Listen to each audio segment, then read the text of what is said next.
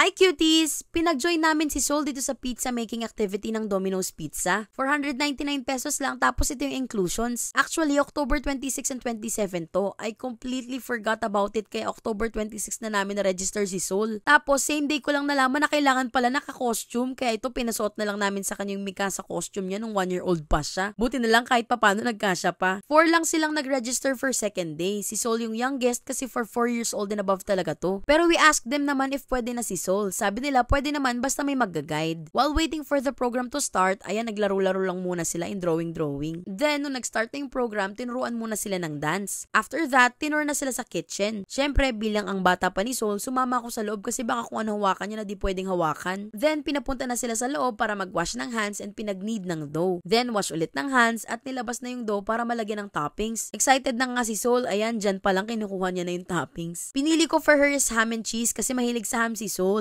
First, nilagay niya muna yung tomato sauce, then cheese, lastly yung ham. After that, sinamahan na siya ni Angie sa loob para ilagay sa oven yung pizza. While waiting for the pizza, naglaro lang sila ng game na Guess the Song. After ng game, luto na yung pizza. Super saya ni Sol at talagang kinain niya yung pizza na ginawa niya. Before this, ayaw talaga ni Sol kumain ng pizza kaya nagulat kami na tinikman niya to. Iba talaga kapag involved ang mga kids sa paggawa o pagluluto. Actually, isa to sa mga tips kapag nahihirapan kang pakainin yung anak mo. Hayaan mo silang sumama sa food prep para ma-curious sila and gugustuhin talaga nilang tikman or kainin yung ginawa rin mismo nila. After that, awarding na. Binigyan sila lang certificate and string bag na may lamang milk, juice, and small toys. Thank you pala sa Domino's Serene for allowing Sol to join kahit she did not meet the age requirement and for allowing me to guide her sa loob ng kitchen. Anyway, nakakatuwa lang kasi talagang ang bait ni Lord. Ang daming experiences na nagiging available para kay Sol. Nung bata ako, gustong-gusto ko rin magkaroon ng mga ganitong activities pero hindi ko to na-experience. Si Angie and Joy din daw, hindi nila to naranasan. Kaya siguro sobrang saya naming tatlo. Pati kami nag-enjoy talaga kasi nga wala kaming ganitong experiences noon. Thank you Lord for blessing us with more than enough para mabigay itong mga moments na to kay Sol. Ayun lang, thanks for watching cuties! Bye!